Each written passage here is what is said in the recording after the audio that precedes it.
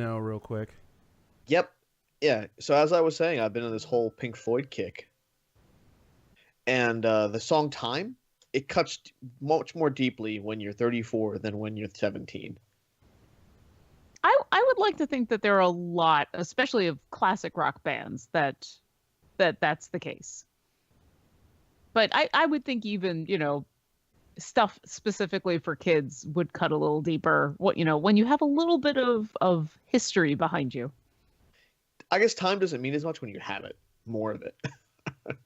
I feel like I still That's have a the lot of deepest time. cut of- I mean, I do too. I mean, it's don't get me wrong. If someone said that if I were to die tomorrow, God forbid, then people would say, "Oh, he was so young," and that's probably the only context people would say I'm young for these days. I don't know I what got you guys called- are talking about. I'm gonna live forever. Okay, so I read a very interesting Wikipedia article earlier about FedEx and the history of FedEx, and I love big logistical things like as much as D-Day is a tale of heroism and bravery and all that, it's also a tale of we transported hundreds of thousands of troops across the English Channel into enemy territory effectively, and then after that supported them with logistical trains, and then after that through the whole campaign in Europe just tackling all these problems of how do we get our guys stuff, and the scale of that is just mind-blowing. And things like FedEx and UPS are sort of in that regard similar for me in my mind, where it's like, my God, I can go and have a document anywhere that's signed and everything, like an actual piece of paper, the next morning by 8 a.m. And it's amazing. And so I was reading this, and I loved. It was an interesting article, and I'm like, hey, this is an interesting article. And I got told, you're such an old man. And I don't normally say fuck you to my friends, but this person got a fuck you. I'm gonna argue with your friend, because I think the propensity of games out there that are built specifically around the idea of creating systems, from Stardew Valley all the way up to like Sim City and some Sim World and Sim Life and all those Train Simulator, and there's just a whole industry out there of games that are just about the management of large scale things like that. And those are not games that are played only by old men, quote unquote. Those are played by a variety of people. And so there are more than just people our age out there who not only are interested in that kind of thing, but find it fun to do. I'm not one of them, but more power to them. And the thing is, it's like some of those kinds of games are very small scale. Like even there's a whole genre of board games that are just railroad games. They're called like 18xx games because they're generally like the railroad of 1842 and then the railroad of 1856, and there are actually like games that delineate that small of a deal. And really, it's just slight rules variation, maybe different size maps, but a lot of them are set up your network, deliver shit, and score points for doing so. It's kind of like the steampunk Mega Man in the year 18XDX. It's not like that at all. Oh, fine. Fine, be that way. I'm Jack. I'm Jonathan. And I'm Lauren. And we are still Glib Shark. Today is, we're recording this on January 10th of 2017. We have a lot to talk about this week, but first, as always, and probably a bit longer than usual these days, we have the lovely, the talented, the amazing Oboe Crazy, here to do a little something that we call This Week in Geek. How are you, Lauren? I'm excited about This Week in Geek this week. And so I'd warned my two co-hosts that today's This Week in Geek may go a bit long and a bit hard. And I wasn't lying, because we're only talking about one topic for This Week in Geek, and that's porn. Okay, wait. More specifically, Pornhub and their metrics, because As many people, and one of my friends is very fond of saying, data rules everything. And that includes porn. Now, Pornhub is one of the largest places on the internet you can get porn. And every year, or at least the last couple of years, at the end of the year, they've put out, like a lot of websites or other places, they put out a retrospective of sorts of things that went on during the year. Pornhub, what they decide to do is distill basically all of the stuff that happened on their website into databyte chunks that if it wasn't for the fact that we're talking about porn, you would look at all the infographics and you would look at the data and the trends and everything, and it would look kind of like any other normal presentation infographic about anything, but it's about porn. And specifically, I wanted to talk about some of the gaming related stuff that Pornhub talked about.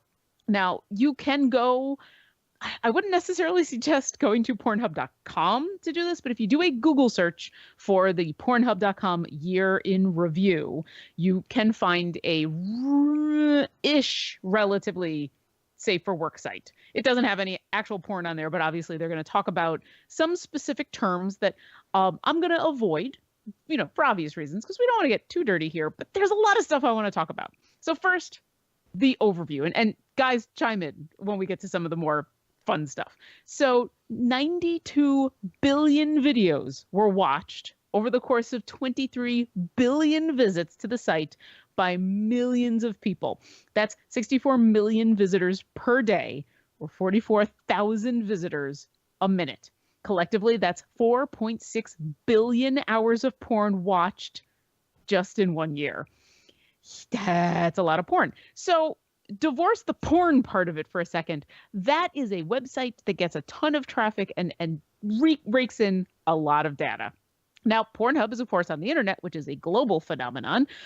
But, of course, they're going to keep an eye on who and where visits their site. Non-surprisingly, the United States wins by a landslide. USA! USA! Interestingly enough, are some of the trends. So, ignoring the fact that the United States wins, it's not even close to the next couple of spots. But they list off the top 20 countries that bring the most viewers to Pornhub. Some of the interesting bits: Japan jumped 7 spots this year, making the top 5, which meant they pushed Germany now into 7th place, which I think is interesting. The United States is 40% of the views that come to Pornhub, with the UK in 2nd place and Canada a close 3rd, because those nice Canadian porn watchers. The next fun thing that they talk about, and a lot of this gets broken down, but I'm not going to talk about too much specifics, but one of the more interesting things that they put up is the most popular search terms from 2016. Now, some of them I'm not going to mention. The top one was lesbian, and apparently lesbian has been the top one for a very long time. There's a bunch on there that you would expect. There's some on there that are like, all right, I guess that makes sense. The fun one, Overwatch. That's right. The all-new video game term, Overwatch, not only made it onto the list, but I think it's in the top 10. And as we're going to talk about shortly, a lot of people came to Pornhub looking for Overwatch stuff. And it's amazing when you look at the whole list of stuff. As I said, the vast majority of those terms that were used were terms that if you think about porn, you could probably come up with most of those terms. And then in the middle of it is just like, oh yeah, a video game by Blizzard. They have lists of the most popular porn stars, and in both the male and the female category, they break down if you are from a country and would like to know, hey, what does my specific country like to look for? What do women in my country look for? What do men in my country look for? You could, what are the ages of people who look? What are the ages of people who look? And what time do they go? I'm telling you, like, what devices they use. It lists traffic by phone, desktop, and or tablet.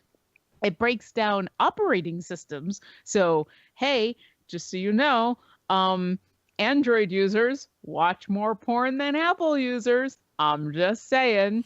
We are degenerates. Yeah, we are. Here's the fun one. Gaming console. So, nowadays, you can go look at porn on your video game console. So they keep track of this. And right now, the PlayStation is winning. 53% of Pornhub's traffic from game consoles stems from the PlayStation, which is up from 46%. Behind PlayStation is the Xbox, which has 34%. And non-surprisingly, the Wii is a very distant third with 7%. Behind the PlayStation and Xbox, was the second most Pornhub users coming in from game consoles. However, they've lost 10% of their traffic share from 2015. Now, whether that has anything to do with the number of PlayStations versus Xbox that are out in the market, or something about the people who use those, who knows?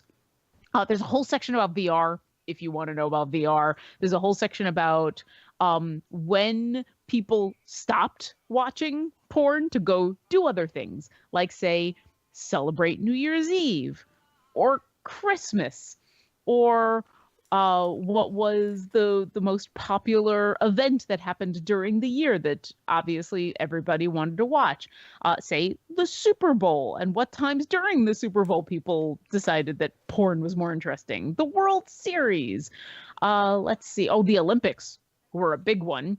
And then, of course, hey, I'm watching the Olympics and that guy's cute. I wonder if there's any porn about that guy. Yes, there is, because there's porn about everything. They talk about TV and live broadcast traffic changes. For example, the most recent I just lost the award ceremony that just happened this weekend. Golden Globes. Golden Globes, thank you. Golden Globes last year, not this year. That'll come out in a while. But last year, the Golden Globes, traffic on Pornhub went down 5%. Now, that doesn't really compare to, say, the Eurovision Song Contest finale, in where traffic dropped by 11%. In the United States, the Walking Dead Season 7 premiere made Pornhub drop by 6%. The first presidential debate made it drop by 13%. The second one made it drop by 16%. The third one, only 7%. So by the time we were at the third presidential debate, people had gone back to porn. And then we get into the video games. So 2016 had a couple of video games come out that affected porn watchers. Since May 5th, when Overwatch entered public beta, searches on Pornhub for, quote, Overwatch have been increasing. On May 9th, just a few short days after the release, searches containing Overwatch went up by 321%. After May 9th, you'll see a slowdown in the searches, but they pick right back up around the 24th of May, when the official release of Overwatch happened. That growth in searches containing Overwatch peaked on May 29th at 447% and has remained comfortably above average. Some people searching for Overwatch had very specific tastes in what they want to see. Hey, do either of you gentlemen play Overwatch? Oh, yes. Yes, I do. Okay. Roadblock, if you had to guess about the most searched Overwatch character on Pornhub, who would you guess? I would probably guess either Tracer or Widowmaker. Well, if you guessed Tracer, you'd be 100% right. She was the number one character. Widowmaker was number 4. Oh, okay. I want to guess number 2 and 3. 2 Go for it. Would probably be Diva?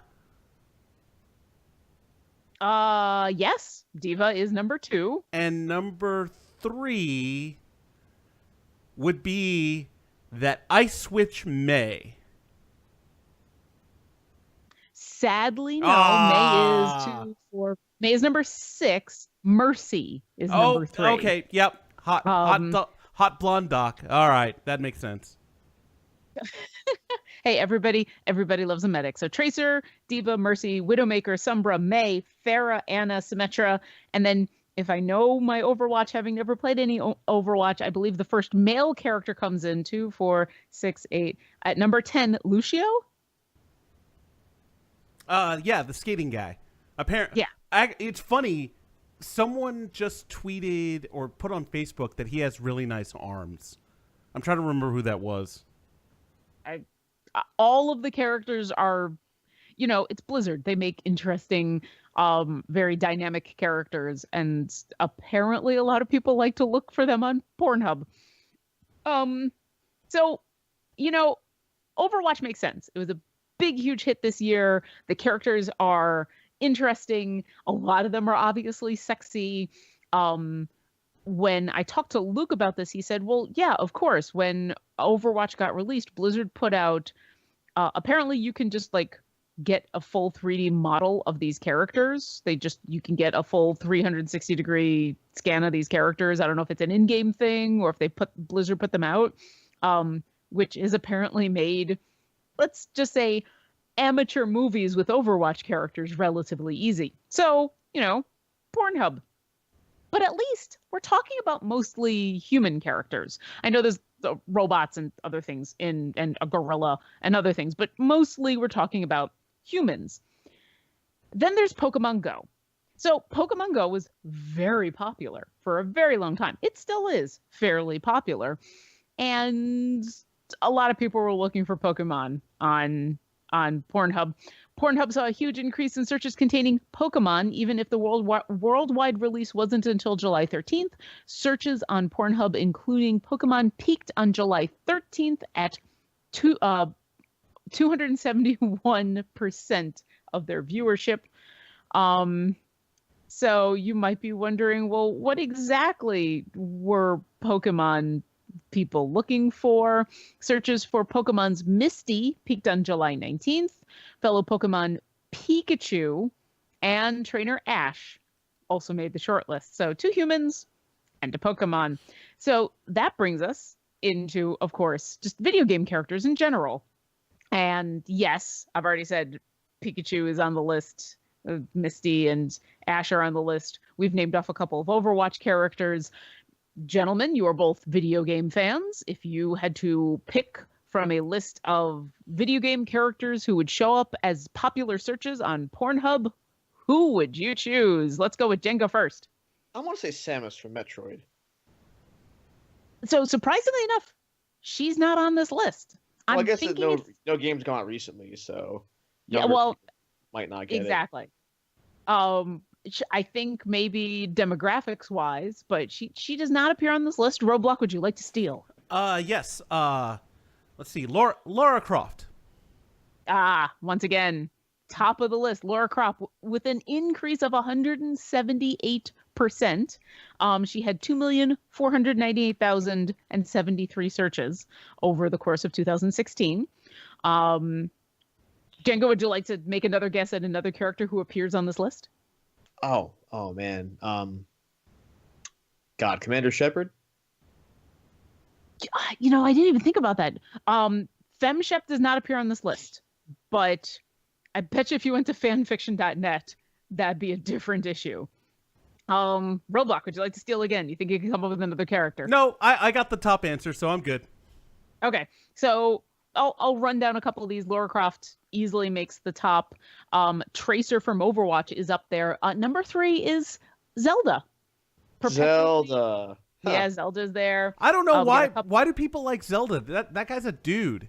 He's got a sword and shield. Zelda has the sword and shield. No. The game, sir, is called The Legend of Zelda. Why would it be about a character you don't see in the first game until the end? Yeah, that'd be a dumb thing to do. That's that'd a good point. Be stupid. The next and grouping is Zelda all Zelda and Shadow never in the same place. Was it Shadow who was like Zelda dressed up as a ninja in Ocarina of Time? I think it was. I don't remember. in the second game, you fight the Shadow version of yourself. No. There was an actual character that was Zelda who and was helping out Link in like different timelines, but it wasn't. It was like a ninja, and then it turns out that it was actually Zelda helping him along. Ah. The No, joke but- is you never see them in the same place because lol. Yeah, sadly, I stopped playing a lot of Nintendo games as I haven't had a modern Nintendo console ever since the GameCube. GameCube was the last one that I had. Chic. It was chic. My bad. Oh, there you go. Yeah, I'm more of a Zoe. I wouldn't get it. So the top 10 for video game characters, other than Zelda and Lara Croft, are dominated by the Pokemon and Overwatch characters that we've talked about. Rounding out the next couple, we get Sombra, another Overwatch character. We get 2 Mortal Kombat characters, Melina and Katana, and they're seemingly essentially the same person without, like, one of them has normal teeth and the other one has not normal teeth. They're palette swaps. Well, then it just depends on your kink, I guess. And ending the list a little bit out of nowhere, but maybe not considering, Tifa Lockhart from Final Fantasy. Not any of the other females in the entire Final Fantasy genre, not the, and I'll talk about Final Fantasy 15 in a second, but there's not really any female characters in that you can pull from. But specifically, I do appreciate it's one of the more kick-ass characters and not the more standard female healer, gonna be a love interest and die characters. Let me see. It sort of fits in with the lesbian searches too. That makes sense now that you mention it. Moving a little bit away from video games and going to movies, the top movie characters that were searched for on Pornhub were 100% dominated by geeks, which is awesome. So here we go, gentlemen. Jenga, I'll let you go first. If you had to guess, who was the most popular movie character searched for on Pornhub? Ooh. Since I've given you a little bit of a hint. Gotcha. Rey from Star Wars. Rey is on the list, but sadly not at the top. She's 2 or 6. She is number 9 on the top 10 list. I am losing this game, which actually says a lot to me. I mean, if I don't know what porn people are looking at for, I can wear that as sort of badge of honor. I'm kind of proud that I'm not winning this game so far. And I'm proud that I am winning this game. You are, yeah. Roblox is clearly winning this game. Well, let's see if he can continue to win. Who would you guess, Roblox? So 3 in a row, number 1 answers. We're gonna go with a Black Widow. Sadly, Jenka's gonna take this one. Black Widow is not on the list. Oh. Yeah, that's which is surprising. Considering she was just in Civil War. Now, I will say there is a Civil War character on this list. I'll give you each one guess. No. So if it's Jenga would just. There is one Civil War character. There's one Civil War character. Well, actually, there's technically 2, but one's cheating. Oh, wait, like the Vision? No. Okay, so the number 4 slot. So the interesting thing about a lot of these lists is that most of the characters, most of the actresses, most of the people that we're talking about in general that are populating these lists are females, because obviously the vast majority of people going to Pornhub are straight men looking for women or women on women. The interesting thing about the movie searches is it actually includes a lot of men, including Captain America, who is number 4 on the list, and Spider-Man, who is number 10 on the list. Who's That's kind of messed up. I want to know who number 1 is. Given this version of Spider-Man. Yeah, this version of Spider-Man is a minor. Some of you belong in jail. Yeah, that's true. Actually, is he 16 or 18?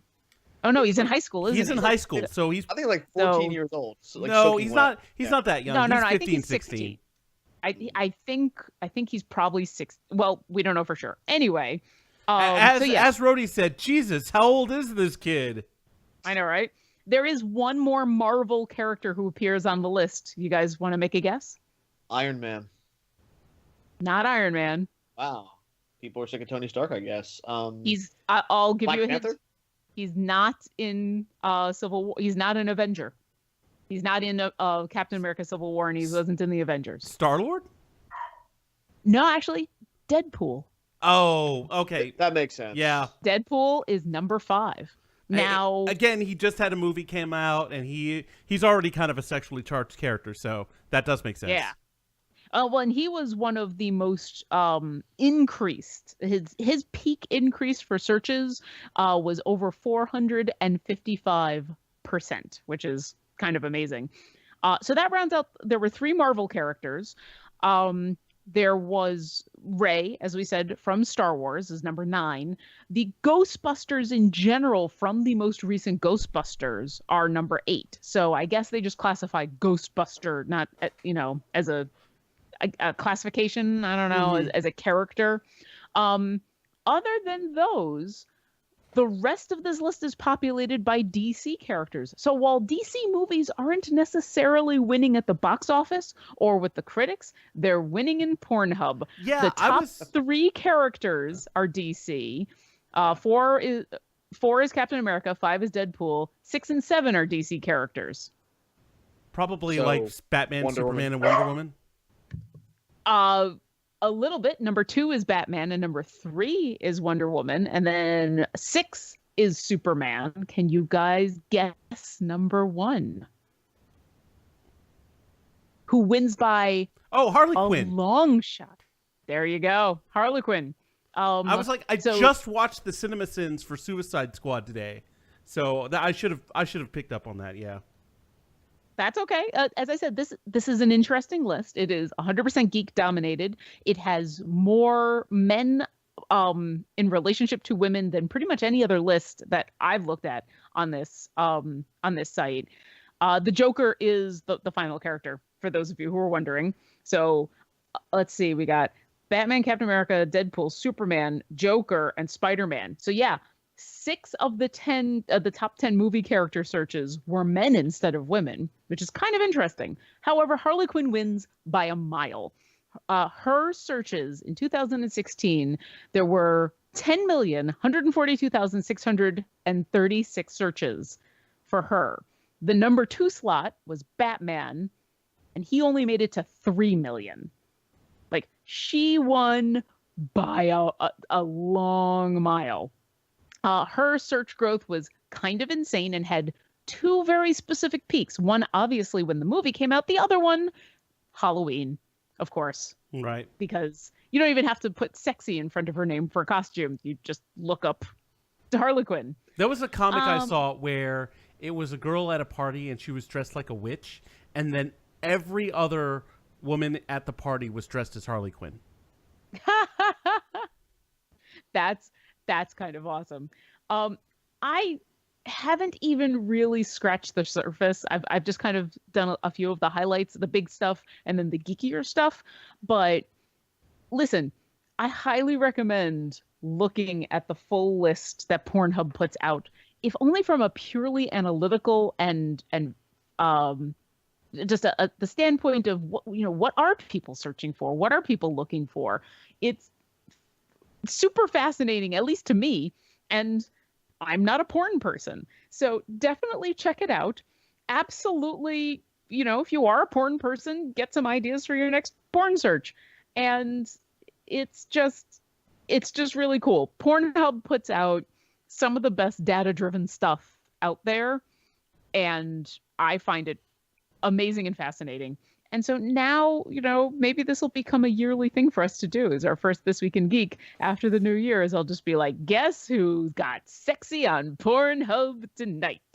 That's all for This Week in Geek. I'm Obo Crazy, and safe searches, everybody.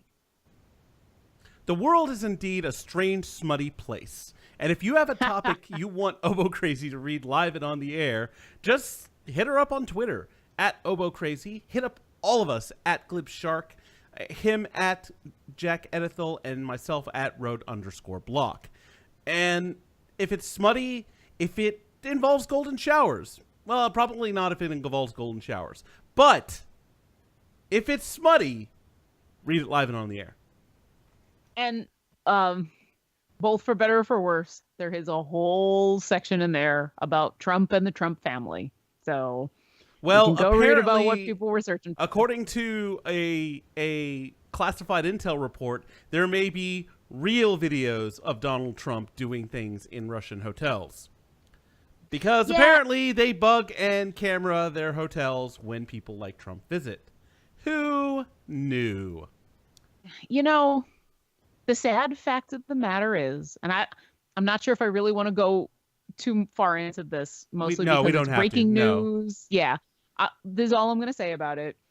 Um, whether or not it's true, whether or not there's any evidence, which we've got like some, and obviously a lot of these are classified briefings, so we may never get the full picture. Even if it is 100% true with incontrovertible evidence, it's not going to change anything. I've been talking to friends about this, and the people that have assured Donald Trump a place in the same sentence as Dwight D. Eisenhower, George Washington, Abraham Lincoln, and most recently Barack Obama, those people are incredibly dense, and the phrase cognitive dissonance definitely applies to those people. So you're right. I don't know that anything will come of this. It'd be wonderful if it did, but I'm not counting on it unless more bombshells continue to drop, and then No, I don't even think. I honest Well, to I God think- think there's I think there is a point where even lawmakers who are Republicans start talking about start circling the I word, and that can happen. Nixon was impeached for less, and so I don't know. We'll see. Again, like, you are absolutely right. This is breaking news. This is happening right now, and we need there needs to be more time to figure out, one, is this legit? Two, what kind of ramifications it could have. I will say that this is something that I wanted to do ever since I saw this all of 20 minutes ago.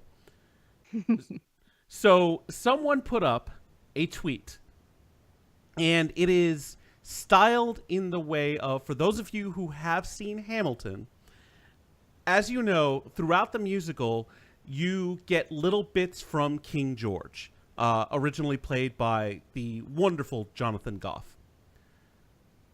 And he kind of sings the same tune, but it starts like, oh, you're the colonies and you should stay or else I'll kill you all. And then it's like, and then it goes, oh, well, what happens next? You guys are independent, so how's that going to work?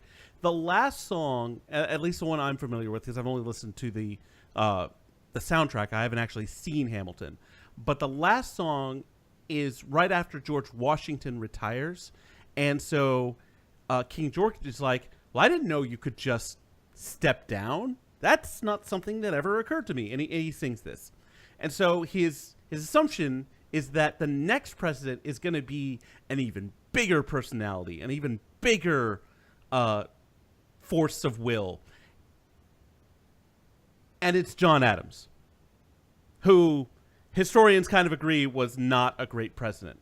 So in the style of this song, I Know Him, by Jonathan Goff, here is a tweet, and I need to look, and I actually need to credit the person who did this. 1 second, live radio here, folks. the excitement of live internet. At Mags Visages, that's MAGSVISAGGS.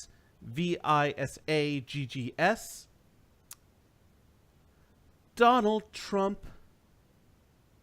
Oh, I'm sorry. You don't sing that part. He's like, he gets whispered to, and he's like, Donald Trump?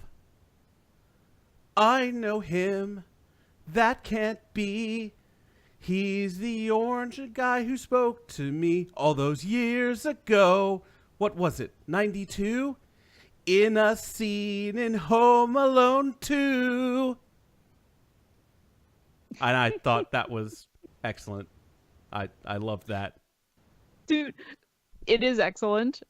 And as a semi segue, did you hear the fun casting news about Hamilton that just happened? No, I didn't hear that. So, if you happen to be in Chicago and want to see Chicago, if you want to see Hamilton while it's playing in Chicago, you're gonna have a very awesome person playing Aaron Burr. Wayne Brady is joining the cast What? of the Chicago cast Oh of my Hamilton. God. Wayne fucking That Brady. is amazing. Does Wayne Brady have to choke a bitch to be in the cast of Hamilton? No, he's Aaron Burr. Yes, he will be appearing. It's official. He's going to be appearing from January 17th through April 9th. So if you want to see Wayne Brady in Hamilton, go to Chicago and get your tickets like 3 years ago, because they probably don't have any tickets. Yeah, this is kind of awesome. I'm I actually really hope that video comes out of this. Our friend Jules, who is a castmate on Dungeons and Dragons Drunks, obviously, she and I geek out about Hamilton, so I am telling her this right now. Yeah, I love Wayne Brady. I think he is awesome. I have loved him ever since I saw him on some of the original runs of Whose Line Is It Anyway? And I think he'll be absolutely fantastic. Yes, he will. I know for a fact he can both rap and sing and act and dance, which is kind of what you need. And Aaron Burr is like a major role. Yes, he's essentially the narrator.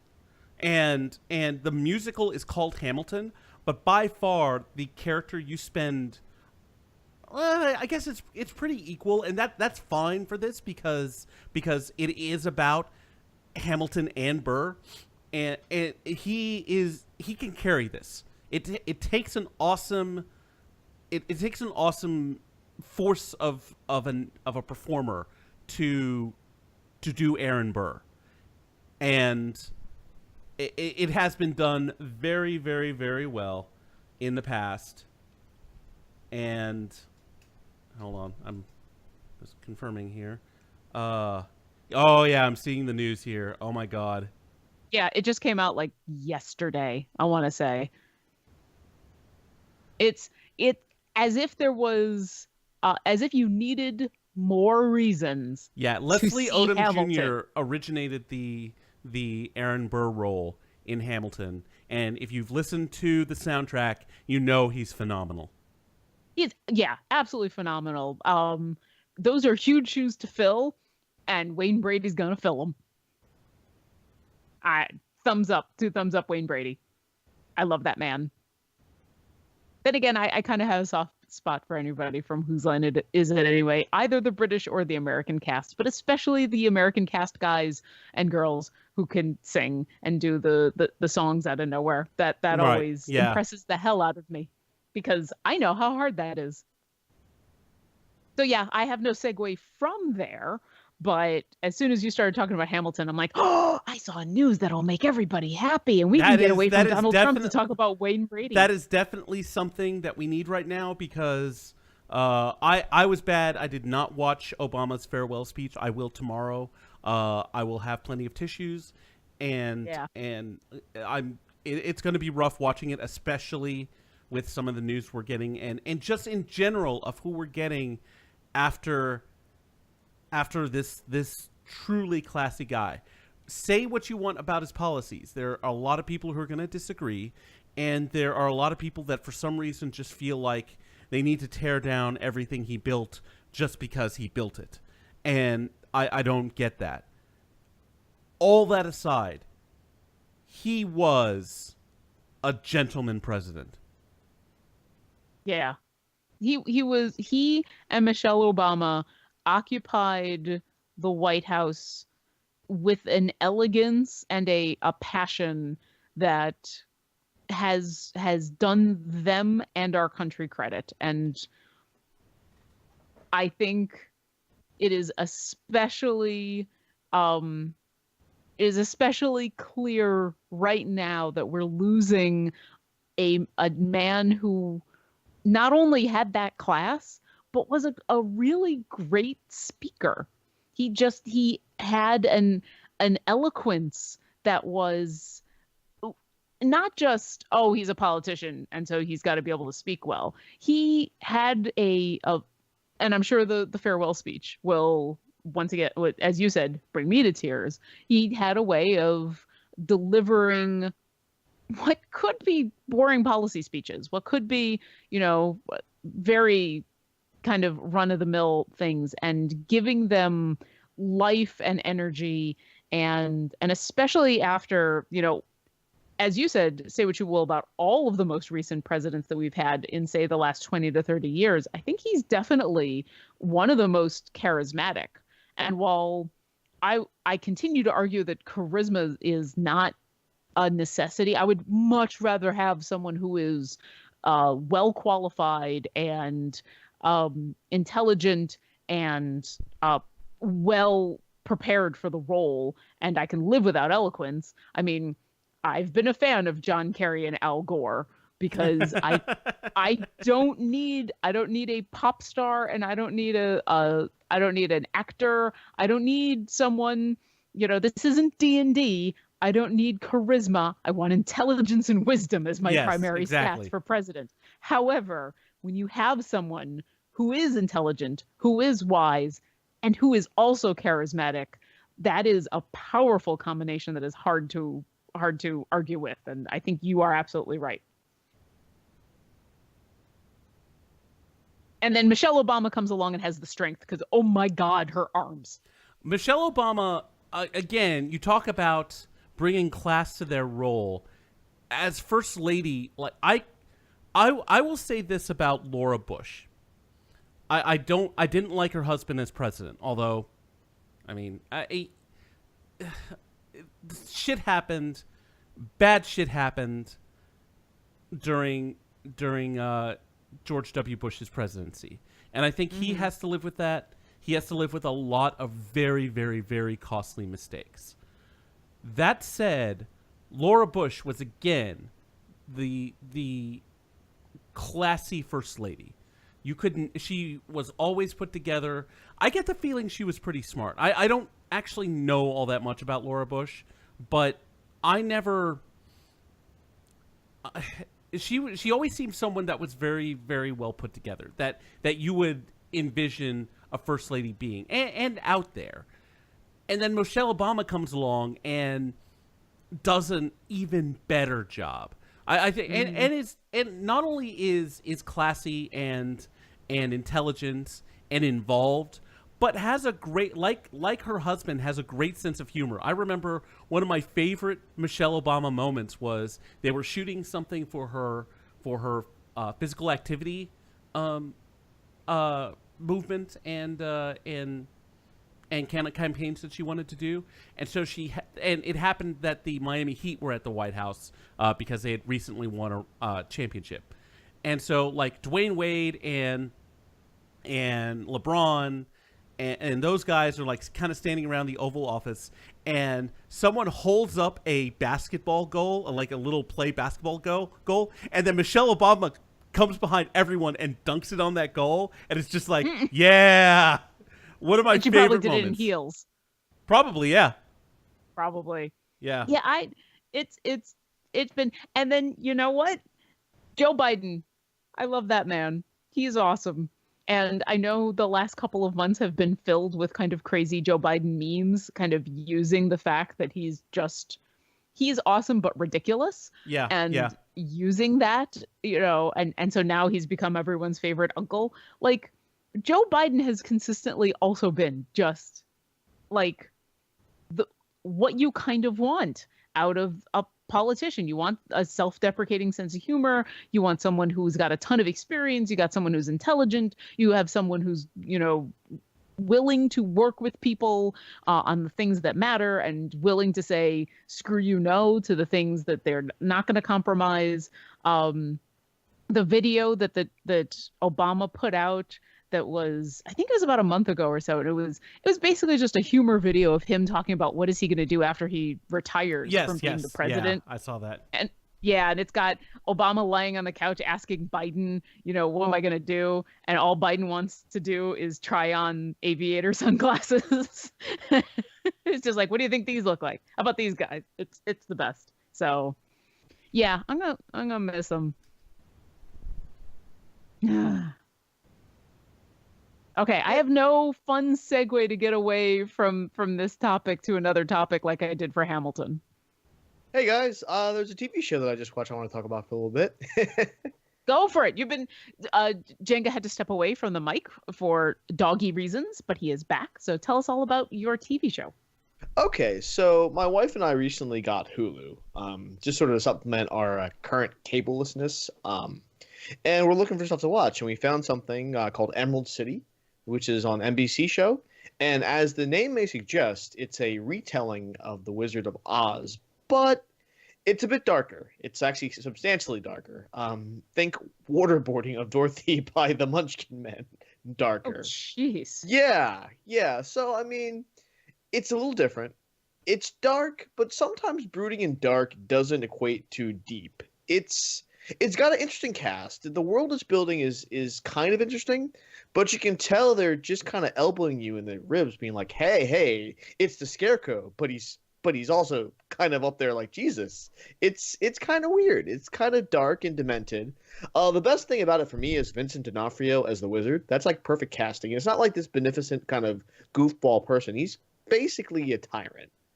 And there's the show's been playing up the whole conflict between science and magic. Of course, the wizard on the side of science, and then the various witches on the side of magic. With Dorothy kind of just the every person character.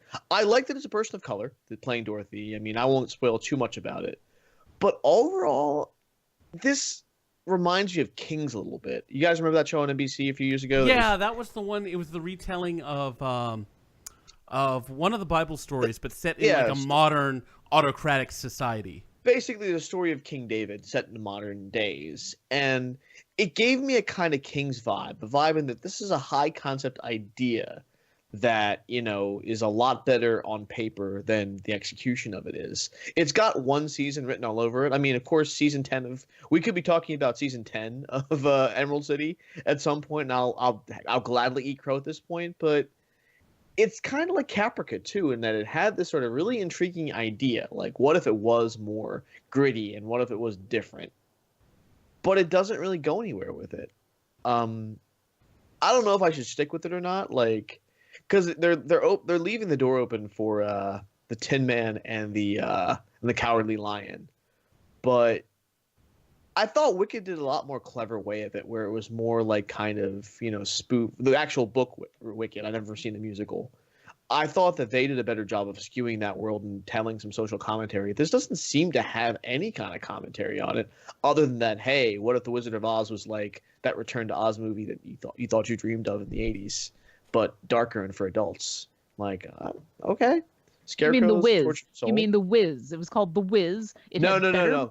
No, there was a different, like a sequel to the Wizard of Oz. It was Return to Oz. It had it was starred for Ruza Bulk. Oh, okay. Yeah, no, it was like nightmare fuel. Apparently, I didn't watch it. The actress who plays the Wicked Witch of the West in this, actually, I thought it was Fairuza Balk at first. But I'm like, no, she's too young. Fairuza Balk would be in her mid 40s by now, but this lady looks like someone a little bit younger. And I guess I'm kind of a sucker for a high concept like fantasy or science fiction idea. I like worlds, but execution counts for something. I mean, you can't ask me to put 10 hours into this if you're not going to give me a story that's compelling. Give me a reason to care about these characters. Give me a reason to care about this, and don't just shove the world in my face. Be like, oh, it's all different-y. That's why you should watch. It's like, no, man, just character development. Just give me something like the Straw Man or the Scarecrow might as well have been made of straw. Like, that's in terms of his motivation, everything like that. It's just, all right, I'm good. I'll pass. And I'm not the kind of person who likes to talk about something he doesn't like at length, ad nauseum. That's Jonathan. But well, we all like to gripe a little bit. It's good. Yeah. It's good for the soul. But I want them to keep trying, though. I mean, I don't mind if NBC is willing to do this a bit more, if they strike out occasionally. But it tells me at least people are willing to do something, different other than the mid-20s actress working for a news magazine in a major city, which was like every other show on NBC in the 90s. Ugh. Yeah, schlock. What else? Like Suddenly Susan, The Naked Truth. Caroline in the City was basically the same thing, even though she was a cartoonist. Just Shoot Me. That's just off the top of my head. Well, what did Grace and Will and Grace do? I don't. I mean, aside from Be Fabulous, did I say that? I guess I did. Yeah, pretty much. I mean, Jack was, and his friend. What was Megan Mullally's character's name? I forget. Yeah, those guys were more over the top than Will and Grace. Will and Grace felt like people. No. What I'm saying is, what did Grace do? Was she also a magazine person in a 90s era NBC sitcom? I didn't watch enough Will and Grace to know what she was doing. Like, I mean, I'd almost say that didn't count because that's like the first time you had following a gay character on TV. It was kind of groundbreaking for its time. Right, but I mean, I guess if you watch it now. No, but your point was that you're literally asking what she did for a living. I don't know. Yeah, your point was lots of chicks doing magazine things in New York for NBC shows in the 90s. And I was just curious if that was just another one. Oh, she was an interior designer, according to Google. All right. Yeah. At least something different. Hey, that's progress in more ways than one. Groundbreaking, trailblazing show, Will and Grace finally has the guts to put an interior designer front and center. Bravo. Yes, and no other innovations at all. No other ground broke. They weren't woke. Nope. All right, and just to go back for a second, for those of you who are like, what the hell is The Wiz? What are they talking about? If you want to see the better version of The Wizard of Oz, then you find the 1978 musical called The Wiz, which is basically what happens when a bunch of not white people get together and retell The Wizard of Oz in the most not white way possible, and it's awesome. The cast alone is amazing. That we're having to explain to people what The Wiz is. They should know. They should just know. But it was such an oddity of its time, and it's one of those things that just I think a lot of people, because they remade it on NBC. Speaking of NBC, remember how we were? Was it on this show when we were? Yes, it was when I was griping about La La Land, and we were talking about musicals coming back to TV, like The Sound of Music, Grease, and I'm pretty sure The Wiz was another one of those remakes. They definitely remade The Wiz. They did it in 2015. It was a whole slew of those, but like at the time, to not only put a movie out there that basically had no white people, that was not a blaxploitation movie, that was a musical, that was a different take on what many would argue is an American classic, was super daring. And even though at the time it was just a flop, it was a critical and commercial failure, and it's got some issues. It's not the perfect film, but it is still amazing. And once again, for those of you who don't know what I'm talking about, I'm just going to list off the cast because cast. So Dorothy's played by Diana Ross, and if I have to go further than that, screw you. Michael Jackson is the Scarecrow, and it's Michael Jackson before he went crazy. Nipsey Russell is the Tin Man. Ted Ross is the Cowardly Lion. Richard Pryor is the Wizard. Richard Pryor. And then if all of that doesn't get you, Lena Horne is Glinda, Lena Horne is probably one of the most talented, amazing triple threat actresses of our time.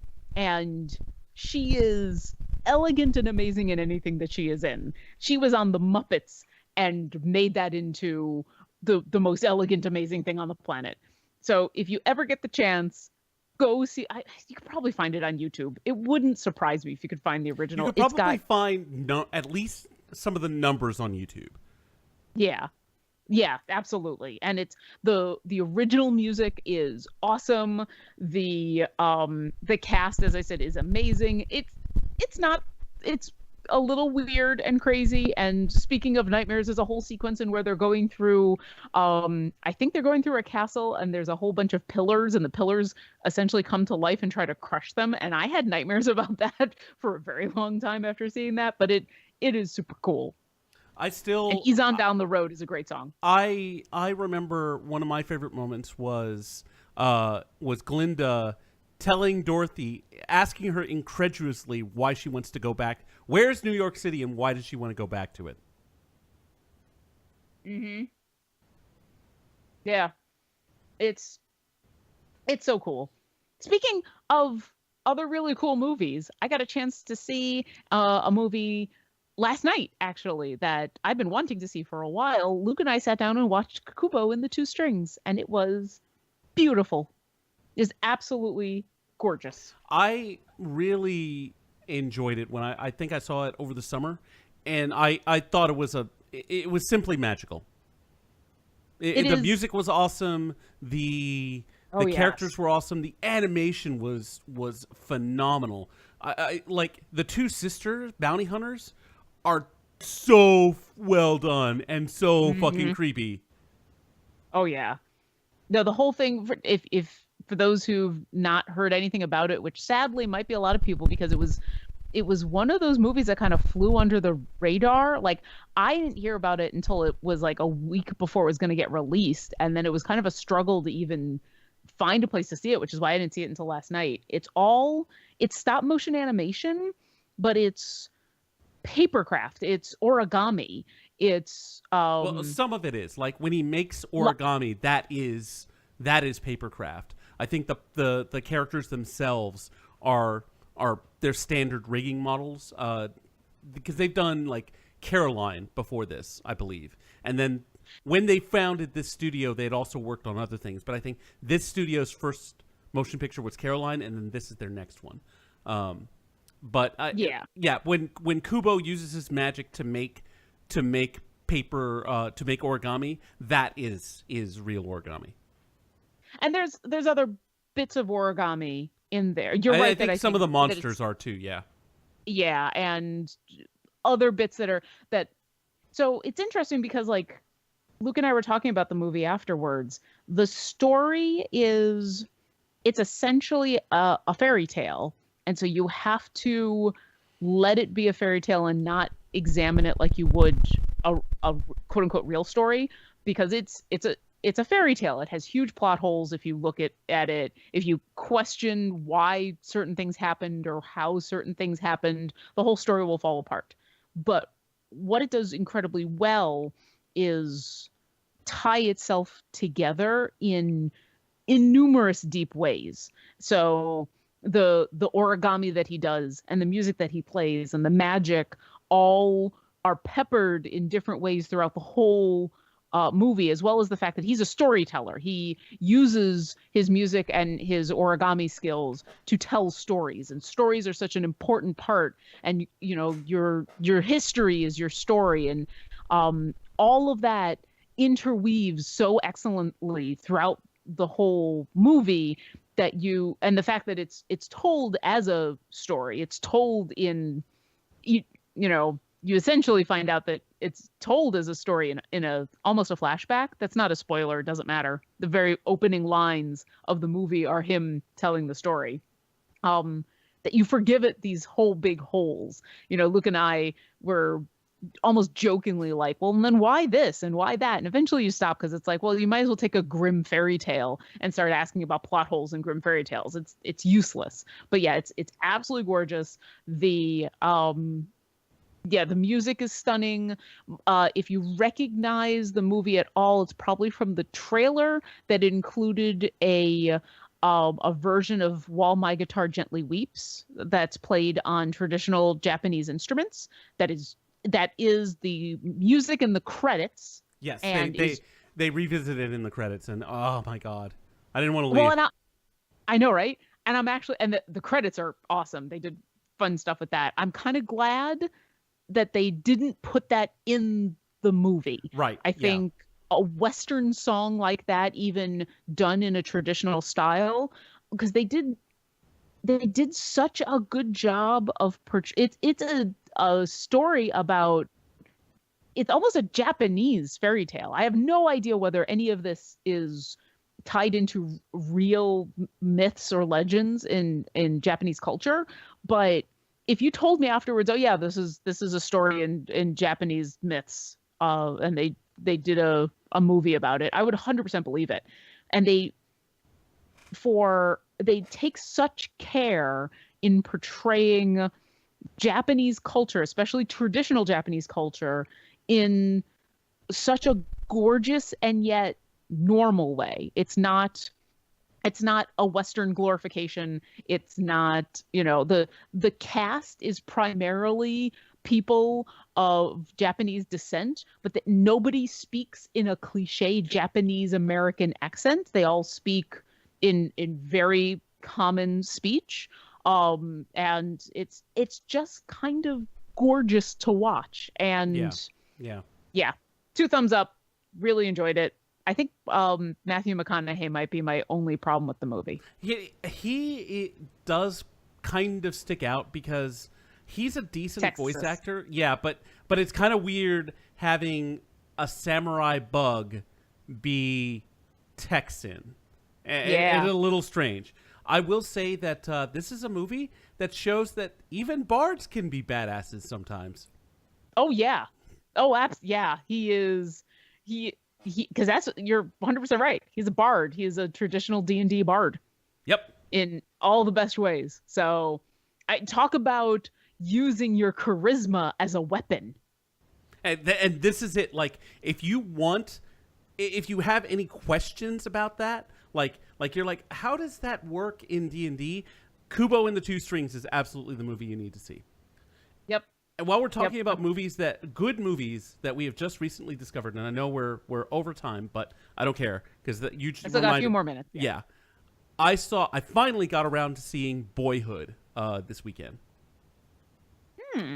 Now, I don't know if I'm familiar with that. I've gotten that a lot. And then as soon as I say this next part, more people remember what it was.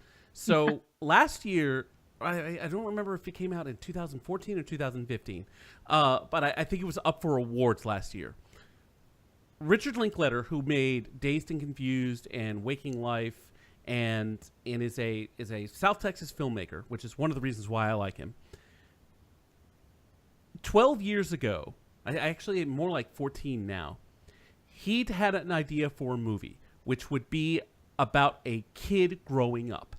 He cast a 6-year-old, and then over the next 12 years, every year they would get together and film a few scenes. He also cast. Luke told me about this movie, but I thought it came out a couple years ago. It did come out I think it came out in 2014 and was eligible for awards last year, which is why everyone heard about it last year. So, and Patricia Arquette is in it. Ethan Hawke is in it. It is an amazing film. And I know last week I kind of went off on how I liked La La Land, but it didn't fill me with this magic that you get with movies. And you talking about Kubo and the Two Strings reminded me that I most definitely felt that way about Kubo and the Two Strings. And then after I saw Boyhood, I was blown away. It is an amazing and very strange movie experience. And I know it's gotten a bunch of recognition, not nearly enough as much as it should. It is an audacious project, 12 years of filming with the same actors. You see an actor at the beginning of the movie, and then you see him at the end, and you're like, holy fuck, that person is 12 years older. And I've been watching this over it's a 2-hour and 45-minute movie, so it is long. And it does feel long, but it stays interesting.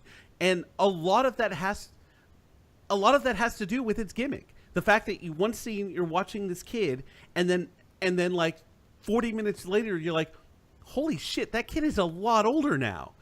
It's a phenomenal and truly remarkable experience, and it made me feel stuff. I had actually not wanted to watch it. I'd been holding off because I wasn't really in the mood for something somber, and I thought that Boyhood would be more sad, and it's not. There is sad stuff that happens.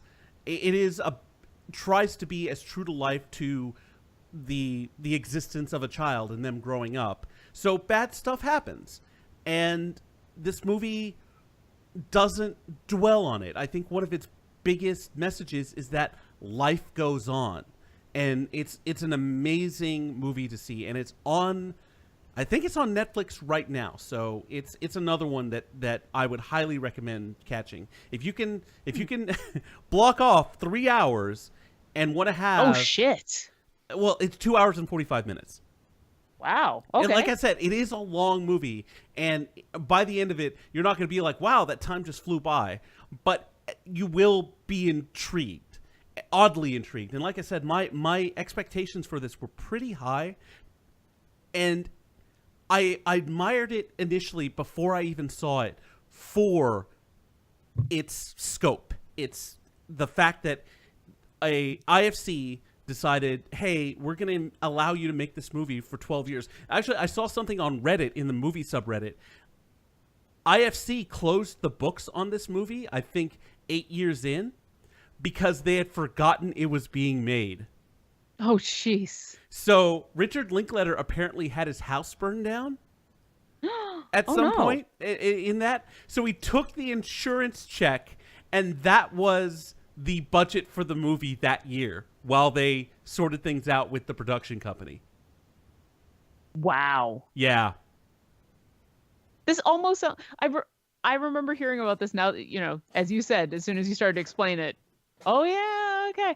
I remember hearing about this. I almost feel like I now want there to be a documentary about the making of this movie to go along with this movie. I would love something like that because, I mean, as a movie fan, I love intriguing projects like this. And I will say that one of his other intriguing projects, Waking Life, which was sort of a slice of life movie. It wasn't entirely fiction, but it was all rotoscoped. That one sort of fell flat for me. It was an interesting concept, and some of the stories that they told were intriguing. But overall, it felt like he was like, hey, look at this crazy, weird thing that I'm doing. And it's like, it's kind of okay. But this weird, crazy idea actually works. And it is an amazing movie. And I believe Patricia Arquette got an Oscar for supporting actress for this, which she absolutely deserves. It may have been straight up actress. I don't remember. But, this is a movie that lost, let me pull up what it lost to that year, and it's another example of this movie won because it was hype and not necessarily that it was good. Oh. I'm trying to see what it lost to. Oh, Birdman. It lost to Birdman. Which I want to see, except there's so much smooth jazz. I liked Birdman. It didn't blow me away. Very good. It's a good movie, and I liked it. But if I had seen Boyhood at the same time that I'd seen Birdman, I would have been like, no way. Birdman is good, but this movie is a creative idea well executed. Like even what it is unique, and that should be rewarded. And the thing is, it's like that was a loaded year because you had Birdman, which I liked. You had American Sniper, which I've tried to watch, but I couldn't get through it because HBO now sucked then, so I couldn't watch the whole thing. And then you have Boyhood, Grand Budapest Hotel, The Imitation Game, Selma, The Theory of Everything, and Whiplash. Ooh, yeah. That's a lot of Some heavy stiff competition hitters. that year, yeah. But our sound producer is Jonathan Heavy Hitter Cerna. I did not realize we were done, but apparently I am getting played off. How appropriate. So you may have heard some words at the beginning of the podcast, and you'll hear them at the end. That's Bob Ball, our announcer and a voice actor. You may have heard some music. That's our dear buddy Linnea Boyev. Thank you so much for joining us for another great hour and some change of Glib Shark. On behalf of Jonathan, Lauren, and the entire Glib Shark staff, this is Jack saying good night, good health, and play us off, keyboard cat.